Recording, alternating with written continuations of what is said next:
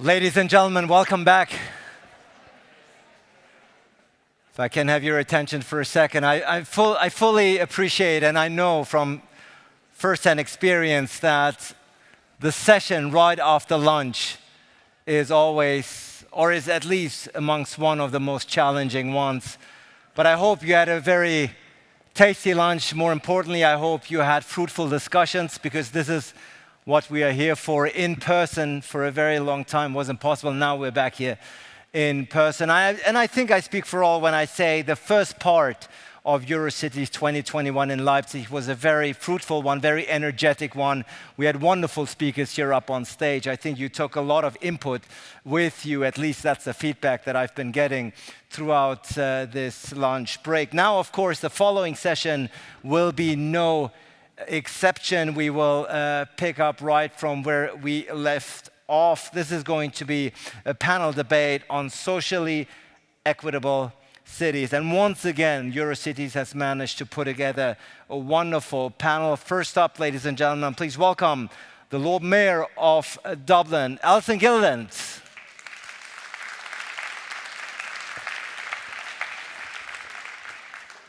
Also with us is the mayor of the Belgian town Leuven, Mohamed Ridouani is with us.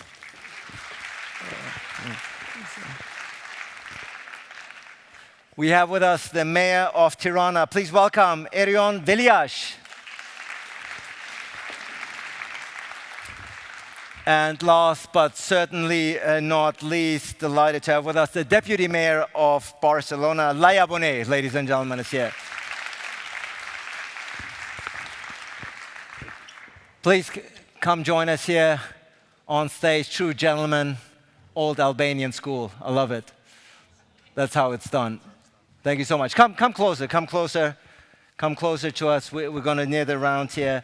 And I don't know how much you've been following the discussions we've had up until now, Lord Mayor, but it's clear that the issues and the challenges are being understood. Implementation here and there might be a different issue as far as the pace is concerned, something I'm sure you know very well from your work and your leadership in Dublin. Tell us about the challenges that you're encountering in making and turning Dublin into a truly socially equitable city. Good afternoon, everybody. It's delightful to be here. Yeah, I think one of the things that I've really noticed is that we all share the same challenges, but also within those challenges are opportunities. And more that we talk about equitable cities, sustainable cities and communities, we do realise we are up against the clock. And that was quite evident, I think, since Monday in particular, when COP started, from the contributors here. And while I know in Ireland we have a target of 2030 and another further target at 2050, and there's a lot of, I suppose, tension internally in politics in Ireland because our national governments are backloading instead of front-loading the most difficult decisions. A lot of the time, the local authorities are caught in the middle. We're more agile, we're more responsive, and we can act more quickly. But in Ireland, we have what we would call weak local governments. We depend a lot on central government for funding, for capacity, for resources. We implement a lot of legislation as opposed to being producers of policy. So there are tensions there, but I think we're all united in identifying the challenges and doing something about them, and doing it quickly. Quickly indeed. Mayor Ridouani, I think pace is very much of essence here. Of course, the balance has to be struck. It has become abundantly clear throughout the inputs that we've been hearing. Yes, of course, we want a green transformation. Yes, we're pushing for a green transformation, but it also has to be equitable. It has to provide for has to afford for affordable quality housing. It cannot afford to leave people behind. This cannot be a transformation, an elite type of transformation. This has to be an inclusive transformation. How big of a challenge are you facing in making Leuven a socially equitable city? What are the main challenges that you are encountering? Good afternoon. My greetings. So I'm the mayor of Leuven. This is the city that Frans Timmermans likes to visit. And we are the European Capital of Innovation, and one of the reasons that we were awarded this prize is that for us we have found a how to get it done in a radical inclusive way. Because, and it has been mentioned several times, as the writer Norina Hertz describes in her book, The Lonely Century, because of the so much focus on individualism and a far-leaning focus on meritocracy, we have all become competitors of each other. Different groups in our society have become competitors of each other. So if you do not watch out, if you're not inclusive in the transformation, you will have winners and losers. And those who will be left behind will revolt against that. So in Leuven, to tackle that and to make sure that we have a strong focus, we want to become climate neutral by 2030, we have experimented, and now it's more than an experiment, it's a new governance model, which we call Leuven 2030. And Leuven 2030 is a governance model indeed, where we include all layers of our society in one governing model. Our city council has given away its powers when it comes to climate policy to that organization. And in there, in fact, everyone in Leuven, citizen, company, knowledge institution, NGO, whatever can become member, can come in the board and decide upon the direction. And the city is funding like half of the money and the budget, and the half is coming from the rest. And it's very radical in its participatory approach. We have 180 experiments running through that organization. If you want to be in the board, no greenwashing is possible. You have to present each year an accountable action plan, and it's being followed up. We measure the CO2 emissions, we have a roadmap, we have everything. But what is important is two things, if I can explain. It's a bit technical, but it matters. We have the results. A lot of things are progressing forward in Leuven. One thing is going backwards, it's our CO2 emissions. We have done a lot of things. We have made our city center car-free. We're doing a lot of things in terms of renewables, waste, water management, many other things. So the results are there, but most importantly, that's why inclusiveness is so important. We have the poverty organizations on the board. We have the social housing companies on the board, and we help them as well, so that the transition we go through is inclusive and it creates a sense of belonging.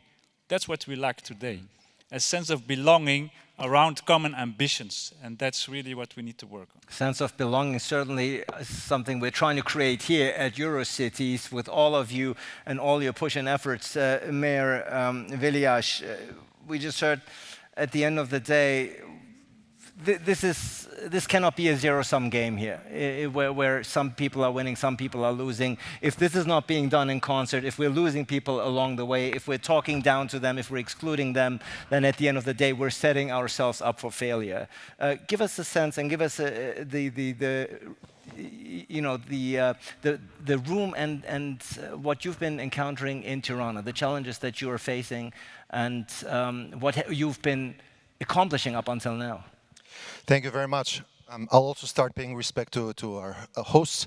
It's great to be in Leipzig, the city of Bach, the city of Friedrich Schiller's Ode of Joy, and also the city that just took a point from Paris Saint-Germain UEFA Champions League last night. So respect to Leipzig. And still, unfortunately, they didn't move on and qualify. But that's a different But you know, story. taking a point from a team that has all of our budgets combined, it's still a success. So, but it started as a joke, but now you made me think, you know, how much we put our money where our mouth is.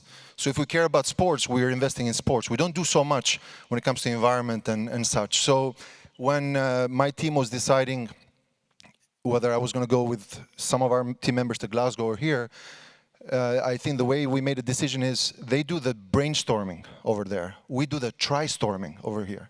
Because as mayors, you're supposed to try. You can't afford to do brainstorming because you can brainstorm yourself to death and never achieve any conclusion. As mayors, you try, you fail, you try, you fail, you try, you fail until you get it right. So you were asking me about my challenges. I've been mayor for 6 years. And my first year, there was a big drought. It didn't rain for 182 days.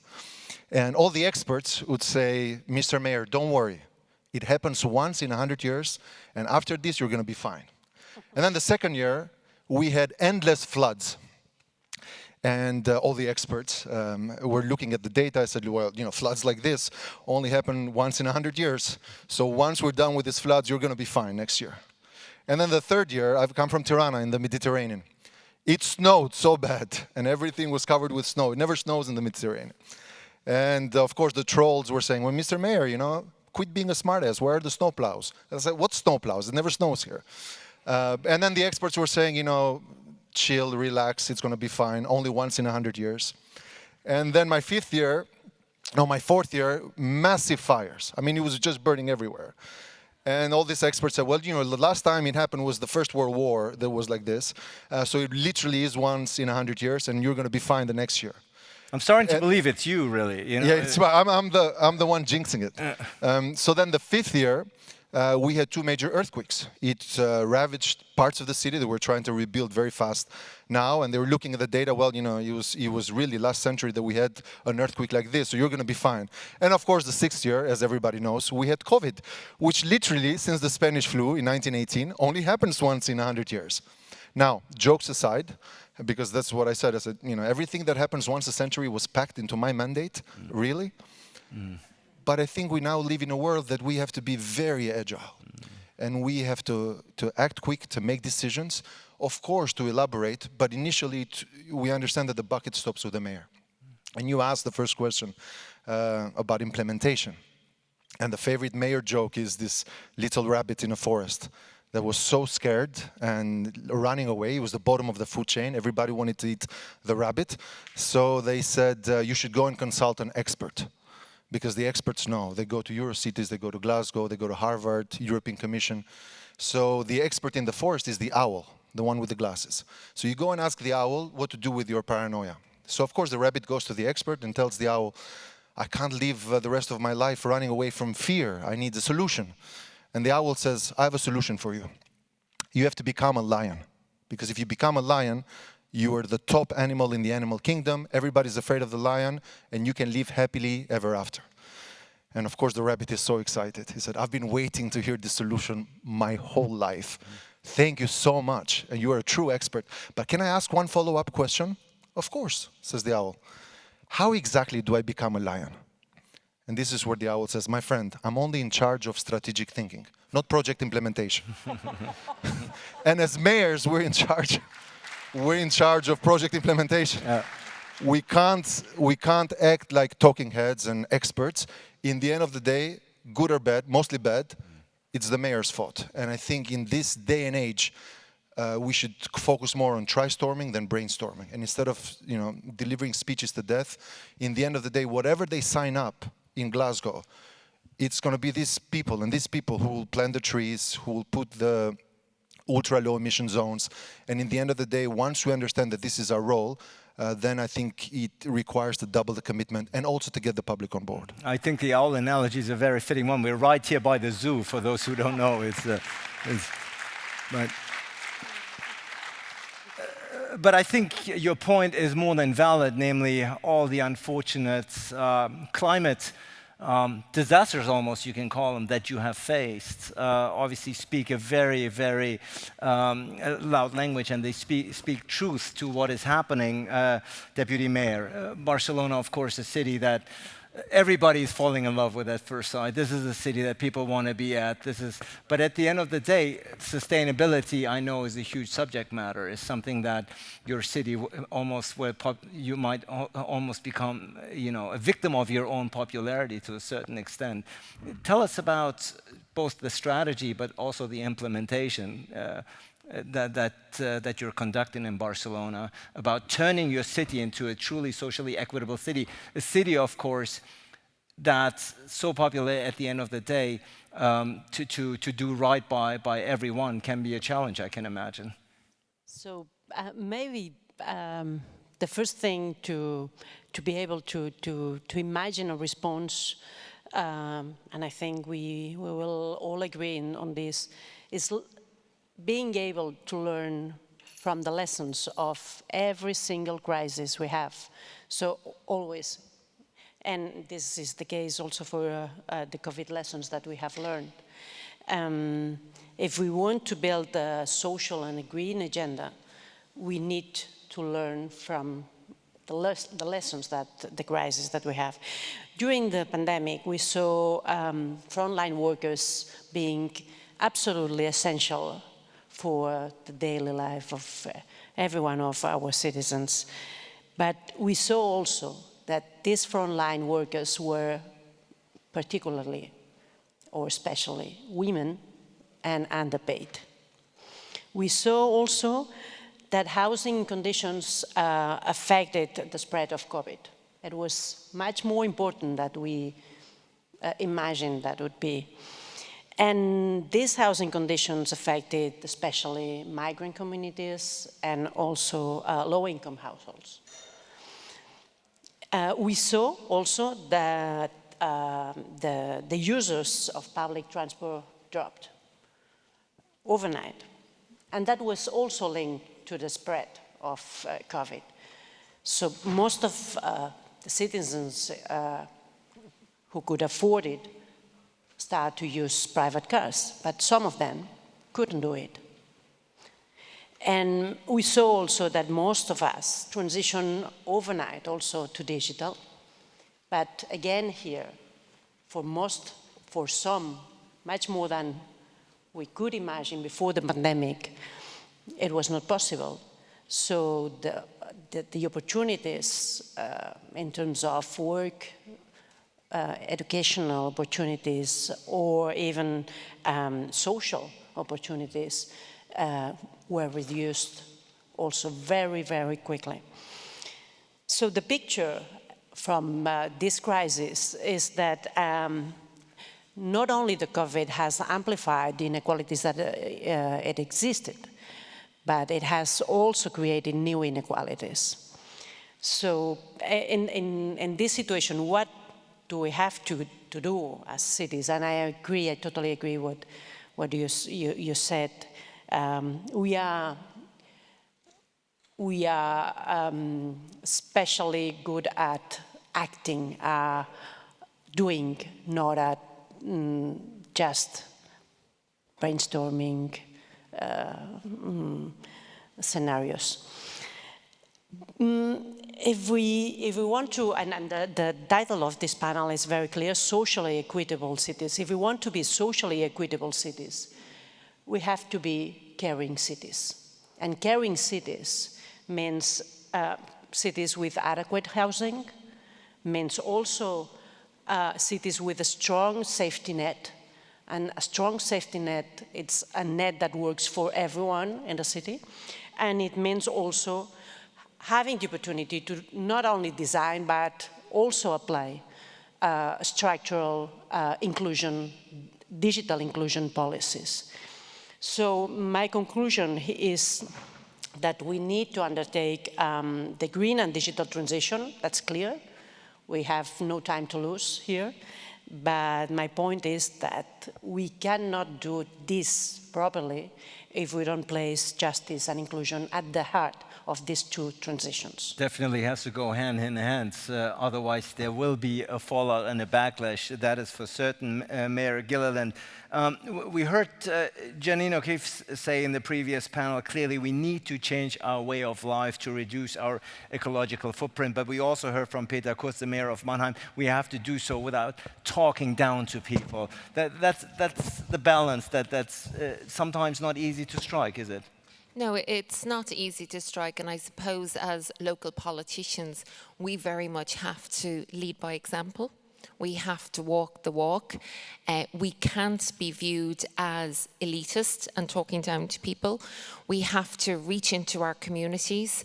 In Dublin, we have a very strong set of community officials that work very closely, particularly with communities that will be more vulnerable, whether that be because of their age, their disability, they're newcomers to our cities, socioeconomic disadvantage. And that sense of working with and within communities, sharing a conversation over a cup of tea, allows to raise awareness about environmental issues, about transport issues. If you know your citizens and you know their vulnerabilities and you know their needs, you can work with them to empower them, not to dictate to them, because if you can work with them, and that's something we're doing in Dublin through our Smart Dublin, it's very much a green tech project across a variety of issues, whether it be transport, flooding. We engage with our citizens and they actually provide the data with us. They learn with us, we learn with them, and they feel part of the solution, because I think everybody wants to play their part, whether you're 5 years of age or 95 years of age, regardless where you live in the city. So if we can empower our people, our citizens, to do that and work with them and work for them, I think we're on a good path to realising our ambitions for a socially equitable city. And it's an ambition that you all share, of course, by necessity at the end of the day, Mayor Ridouani. Yes, the choices have to be made by the citizens. You as a mayor can encourage them, you can promote those ideas. But how do you ensure that all citizens, really all, have the similar possibility to make these quote-unquote right choices, regardless of their social status and income? It's not that easy, is it? No, but that's why we are mayors, so to get it done. As the colleagues have said, in my experience, action matters, and we are very good at that. But I think we are also well positioned locally to tell a good story around it. So the storytelling and the action matters. And there you need to include everyone. Because if you organize an event around climate action and you just send out by email or you just put it on Facebook, it's always the same people that will come, mostly highly educated and coming from middle-class groups, but you will forget many people. So you need to reach out to them. You need to have a neighborhood action plan. You need to have, as I said, in Leuven 2030, if you include those organizations that can bridge the gap towards the groups that you won't be reaching, then you will have them on the table. You need to have fundings towards your social housing, for example, to make sure that the energy poverty is being tackled, etc., etc. And I think that's the way forward. What is also crucial is, in my opinion, leadership. Leadership at all levels, whether in communities, in NGOs, at the city level, the right leadership, responsible, empathetic leadership that connect people, that bridge gaps, and that bring everyone along and makes them motivated to take the action. Mm-hmm. Leadership is, of course, of essence, and the key word, Mayor Veliaj, something that you have to embody, personify, and demonstrate on a daily basis. What's your inspiration in getting all these ambitious plans done? I mean, we talked about listen to the scientists, we heard that, you have advisors, of course, around you, but at the end of the day, all of you here in this room, you are leaders people look up to, but you also have to draw inspiration from somewhere. What's your source? Well, I think there was a time in the old days of politics where leaders made decisions and then found out what the public thought of it. Now it's the other way around, you know. You do extensive polling to make up your mind before you say something that people already know and like. That's not leadership. And I tend to disagree with my good friend from Mannheim. Yes, not talk down to people, but I think for this so-called right to everyone's opinion, we are risking lives every day. You know, there are people who say, I have my alternative facts, and because it's my freedom of opinion, and the vaccine has a 5G chip on it, my alternative facts of my cousin in Trinidad, who lost impotence, serve to make my opinion that I should not get the vaccine. This is stupid. This is not freedom of speech. If I was sitting here on a Thursday and I said, well, I'm here in this panel to represent everyone who thinks today is Friday, and consider this my freedom of speech, and because you're the moderator and you don't need to talk down to me so you look democratic, you allow me in this panel to say the most stupidest things about the wrong day of the week. If half of us say, what a beautiful day in Leipzig, and the others say, no, it's actually a very rainy day in Leipzig, the job of the moderator, of the mayor, of the leader, of the media, is to get the head out of the door and say, no, actually it's a rainy day in Leipzig. So all the crazies here who think it's sunny better get a reality check. So what I'm trying to illustrate is that I've seen many mayors, or many leaders in general, politicians, who in order to be nice to everyone, to not offend anyone, treat the job as a beauty competition, like Miss Albania or Miss Germany, where you really need to go on a catwalk and be liked by everyone. You don't need to be liked by everyone. It's fine. You just need 50% plus one to make the right decision. And I think, well, right, this is reality. So speaking of inspiration, a lot of these changes, like our good friends were saying, turning downtown car-free, we found inspiration from the most unusual suspects, children. And these experts, the owls, they will say, well, Mr. Mayor, you're a complete crazy because in politics, you worry about the taxpayers and the voters. You don't worry about those who don't pay tax and who don't vote. But unless we got children involved in car-free days, with parents who are always suspicious of politicians, everybody's suspicious of politicians, us included, but you're not suspicious of your own child. So when people were giving the mayor the middle finger for turning downtown car-free, the kids were coming home and saying, we had so much fun in downtown Tirana. You remember the bike you bought me when I was a kid? I never used that bike until now. So then we won this war, because it was a mentality war. Cars were treated as a trophy. We were the most isolated country in Europe, North Korea of Europe. So when communism collapsed, everybody went to Greece and in Italy, and in order to prove that they made it, they brought a car as a trophy to sort of say, look, I'm not an old poor commie anymore, I have an automobile, and this is the monument of capitalism. So we could not win that war unless we found inspiration, not in VIPs, not in celebrities, but in kids who did this guerrilla warfare in every dinner table and said, I don't know, maybe you can say these bad things about the mayor, but I had a lot of fun today. And maybe they keep it permanent so we can have fun all the time in a car-free downtown. So my challenge is sometimes we definitely need to look for allies that are not just small political parties to make the votes in the council or the celebrities on TV. Sometimes they come in unusual shapes and forms and ages. Maybe they don't vote and don't pay taxes, but are a true revolutionary force for cities and for mayors. And once we start at this age, we will end up with a cultivated citizenry to make better decisions when the next mayor comes. And the question for all of us is, are we more obsessed about the next election or are more obsessed about the next generation? And if we get this answer right, we will get a lot of things right.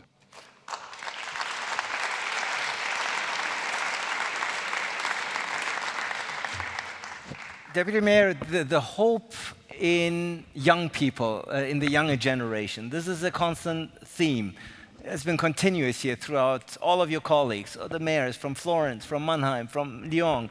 They all brought up the young people. This is where our hopes are. What does it say about this generation that we have to keep placing our hopes in the younger generation? Isn't that shifting away responsibility for a job that actually we have to do, we ought to be doing?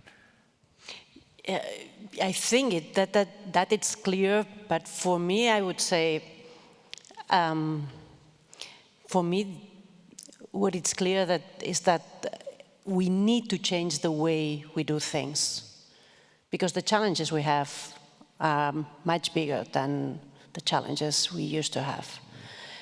So for me, the question you put to the other about what is our inspiration? For me, it's not only the young people. Let me say it in a more general way. It's my inspiration, our inspiration, it's the innovation. So before tackling a challenge, let's ask, how do we tackle better that challenge? Simply changing the way we tackle this challenge. So asking people, how could we do it? Instead of pretending to have always the perfect response, the perfect answer, because we don't have the answer to that magnitude of challenges that we have. So innovation for me, innovation in everything, but innovation also in the public management is essential, is key for us.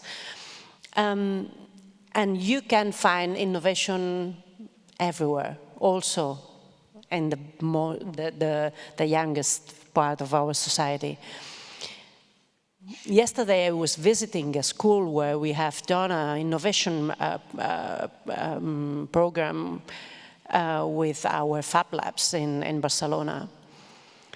In that school there was 180 students. 20 of them will lose their houses before the end of the year. That's the reality of that neighborhood. And those kids are innovating in that bubble that they have during 8 hours or 7 hours a day. And they inspire us, and we find responses in their attitude. So that's why I think that the better thing we could do from the local governments, which are the governments that know the best the ground, it's not thinking that as we know better the ground, we have the answer, but even knowing better the answer, the ground, the society, and our cities, even knowing it better than all the governments that are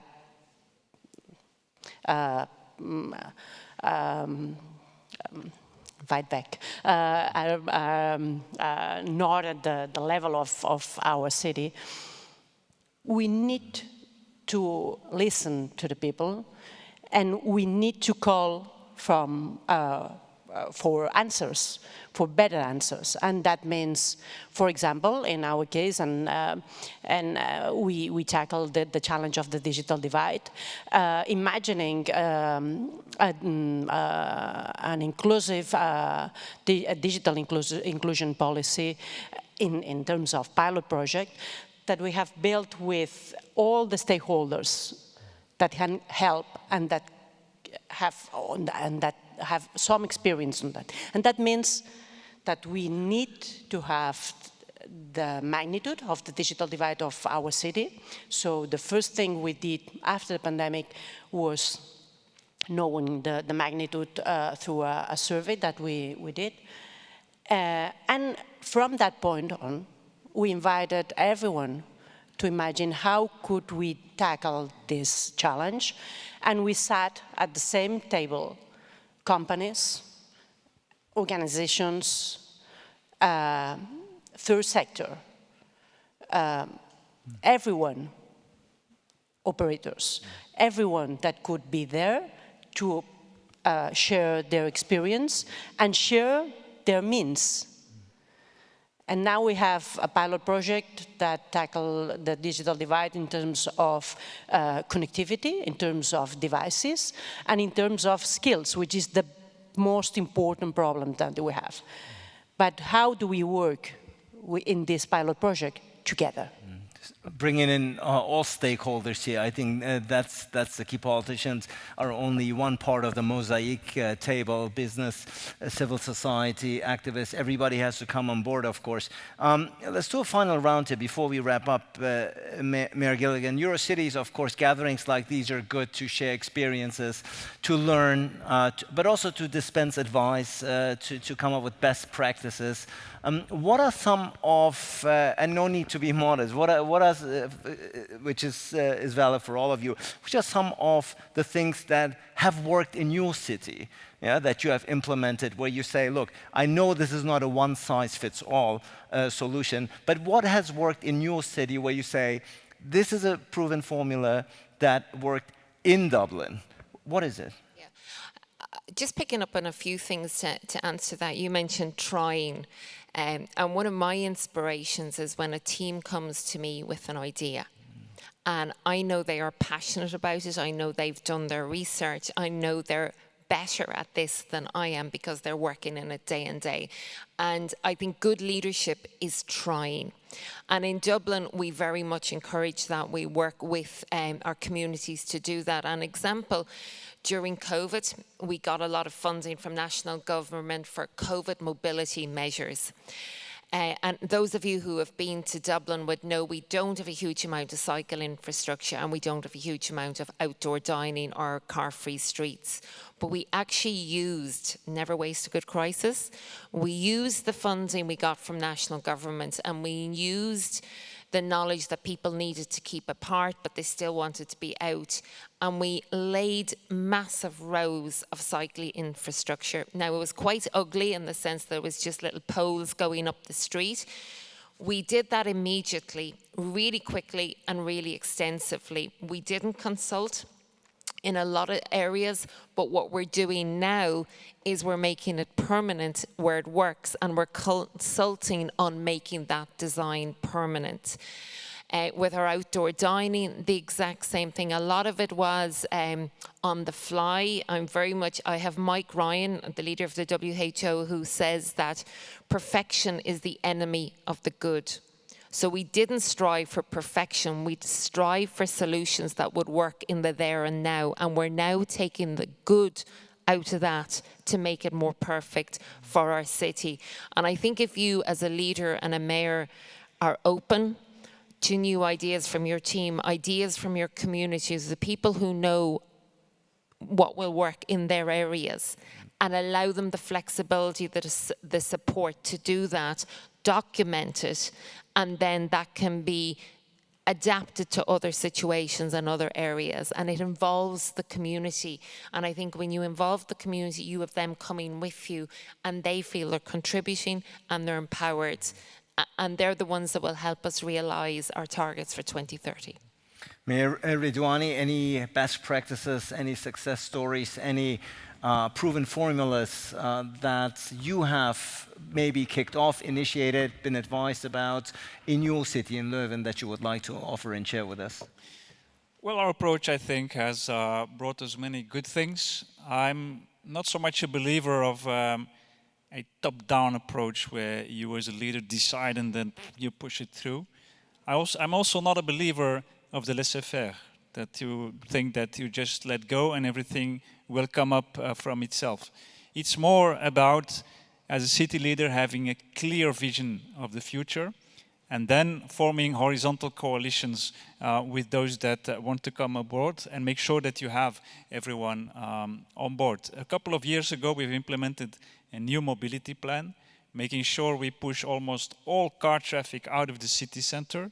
We've invested in better public space, safer, greener, and less traffic. And that generated first a lot of discussion, a lot of debate, and many people were against it in the beginning. But as we have put so much effort in including them, now just 3-4 years after we've implemented it, the cycling numbers just exploded in Leuven. It went up by 40%. Not only the young people, we're a university city, but in all ages, people cycle more. We have opened a cycling school for newcomers, people that are not so well in cycling, so we can help them. We make sure that it is affordable, etc. So I think it's the combination of having a clear vision, be inclusive, push it through, make sure that you take people along the way and facilitate. That's what works for us. Mayor Veliaj, anything you would like to share with us from your work? If it's not tornadoes or earthquakes, is it something that has worked on your front, something that went right in your favor?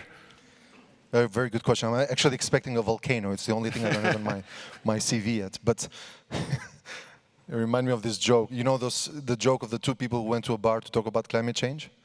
There's an alternative joke. There's two planets went into a bar. And one planet is telling the other planet, says, you look a bit weak, you know, what's wrong with you? Oh, he says, I have this disease called Homo sapiens. And the other planet said, oh, it won't last very long, you know. Eventually they go away. And I think it makes us... Well, that's uplifting, yeah. I think it makes us realize that more and more we're becoming the problem, not the solution.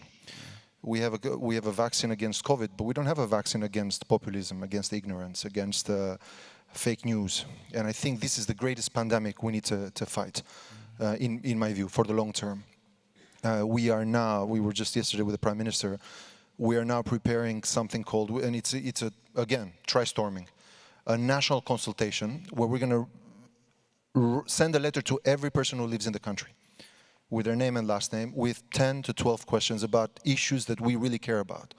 And we can't afford to have, unless you're Switzerland, to have a referendum every week. But to send a letter on 12 issues that we really need to make national and city decisions and to keep people constantly on the loop. But even if someone doesn't bother to answer, but a prepaid envelope, but just that they get educated, that this is the 12 issues that are bothering us. You know, things like the minimum wage, things like, making jobs safer for people, approaching retirement age, things like the minimum income for women with multiple children, so they can still, enter the jobs market. And so a plethora of issues, from housing to social security. Again, a try-storming to find out what is the pulse of a nation and what is the pulse of the city. And I think treating democracy like a sport that you only play like a Champions League, right? Once every 4 years, it's a mistake. And I think we need to find creative ways other than the social media. When you get loud minorities to try to affect the mayor. I'm sure there's a loud minority in every city against everything. Not in my backyard, how do you do this? You don't do it like this. So we need to get more creative to really find out what the public is thinking rather than the likes or the dislikes in our social pages. And I fully agree with the mayor of Dublin. I once attempted, a failed attempt, to learn Chinese. And the easiest word was crisis, because it has only 2 brush strokes. But one stroke in the word crisis means danger.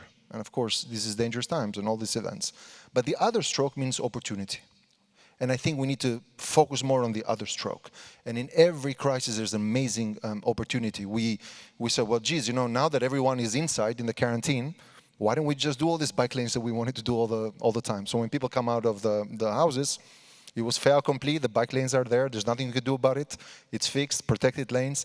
So there's a lot of ways that we can turn around crisis into opportunities, and some of the best innovations in humanity have come out of critical times. Turning crisis into opportunity. Deputy Mayor, let me get your final remarks as well about some of the best practices in your city. You've mentioned some already, yeah. but perhaps one or two that the audience can take with them, something that has worked in your city as far as turning your city into a socially equitable one, at least some corners, some pockets of it. Something concrete, because we all agree that we have 2 big challenges to ensure social equality and human rights, and on the second hand, to tackle climate changes. But I would say that digitalization shapes responses to both challenges. So what we are trying is to focus on what digitalization, in what sense digitalization can help us to tackle in a better way these challenges. I talk about the experience of Barcelona, about the digital divide. I'm sure that it's the same everywhere, and how we have managed to imagine a project together with a lot of stakeholders to tackle this challenge. Because I mean that digitalization amplifies inequalities, that's true. And addressing it, it has to be our first must. But there is another side of the story about digitalization, which is in the sense that Erion was talking now. Digitalization is a challenge, but it's also an opportunity. An opportunity for both transitions, but also for the ecological transition. Let's take the example of the digital twins, which are digital replicas of our cities. This is a tool that allows us to assess, to test policies before implementing policies in our cities. That's what we have done in Barcelona, to show some examples, to assess the effects of the low emissions zone that we have created 2 years ago, the effects on the air quality. But we can use it, and we are using it also to foresee how creating green corridors in our city affect not only the air quality of our city, but also the mobility, or even the accessibility to essential services. So if we want to reduce the space for the mistake in public management, and imagining and having the information about what will be the result of implementing a public policy, and this technology is key. I think we will be using the technology in the better sense in terms of an opportunity. So the conclusion is that digital tools build more effective public policies, and we have to be aware of this opportunity that we have, and to implement it in our cities. Mayor Gilliland, before we wrap up, it's been said many times here on stage that the mayors are really the one taking charge now, leading the charge, perhaps not to step on anyone's toes, perhaps more importantly than the federal government in many ways, because you are in touch with your electorate, with the citizens. Do you think that the role of the mayor is sufficiently understood, sufficiently appreciated, both by the public, but also perhaps by the federal government? This is, of course, something, I know it's a tricky question, I don't want to put you in a hot seat here, but it is a role that is becoming more and more prominent, isn't it? I think it's a role that should be really, really prominent at local level. National governments, well, in Ireland, the national government really doesn't give enough support or credence to local authorities. In fact, they try to reduce our power. We're very dependent on them. And they don't seem to realise that we are the people literally on the ground, walking in communities, working with communities. And it's those little small things like pedestrianising a street where now it's car free, so there's fewer emissions, there's better air quality, people have space to walk about, all people. We know our communities and we know how to include them because our people work with those who are minorities or who are disabled or socioeconomically disadvantaged. And particularly when it comes to housing, as Mayor Bonet has said, you know, I always keep in my mind that single mum with 3 kids and one has a disability and is struggling. How will my actions and my vision support her and her children? And I think we all talk about the next generation, but nobody here is 100 years of age. It's also going to impact us. We're looking at 2030, that's 9 years away. 2050 is 29 years away. All going well, a lot of us will still be here. So I think it's incumbent on the mayors to voice top down, bottom up to everyone and build that, I suppose, activism and alliance at local level, and like make connections here. We all share the same challenges. The workshops now are going to help us actually get into the nitty-gritty of how we actually meet those challenges. So I think when we all work together with common targets, and I think COP gives us a lot of those, the new Green Deal, Sustainable Development Goals, the high-level strategy, it's all out there. We are the ones that have to make it happen, and we have to take that responsibility. And I do believe that the public will respect the hard decisions we make. They may not like them because no one likes change, no one likes to be inconvenienced. I don't like having to leave my car at home on a wet morning to walk maybe 10 meters, 50 meters to get a bus that I know is lower in emissions or zero emissions. But when everybody's in the same boat, and when the mayors and their teams and local politicians and national politicians put themselves in the same boat with the ordinary people, we're all struggling with this, but we need good leadership, and the mayors can provide that. I think good leadership is something that everybody is craving, and something that you obviously are personifying, embodying, judged by the fact you've been elected, everyone here doing exemplary work on a daily basis. But it's a tough road ahead. I think that is certain. No easy task ahead for any of you here. The challenges are not going to get smaller from here on. Socially equitable cities, another fascinating discussion. Alison Gilliland, Mohamed Ridouani, Erion Veliaj, and Laia Bonet, thank you so much for your input. Very much.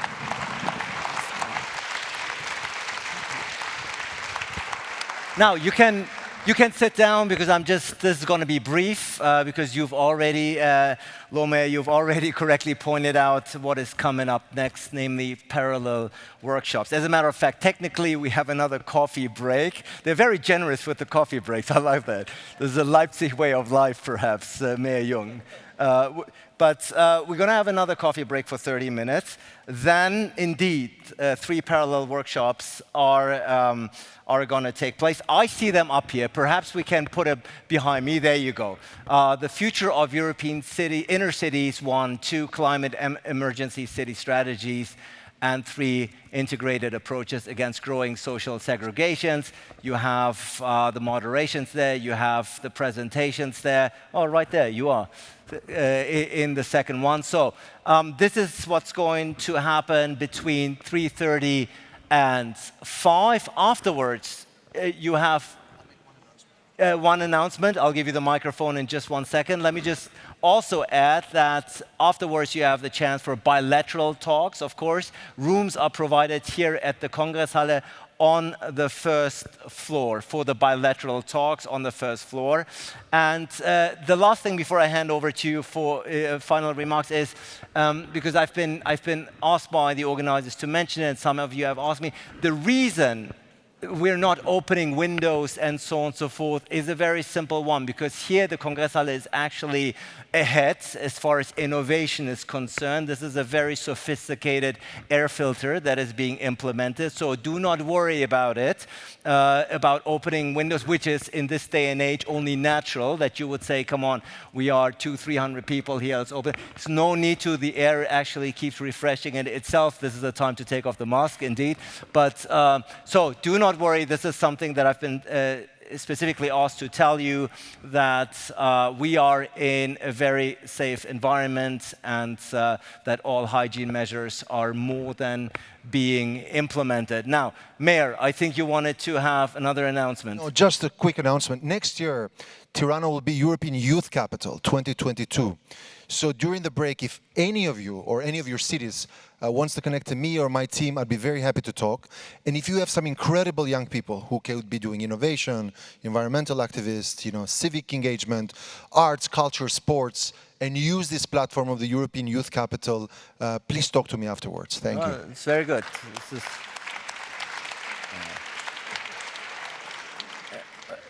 Has the month been determined? It's work in progress.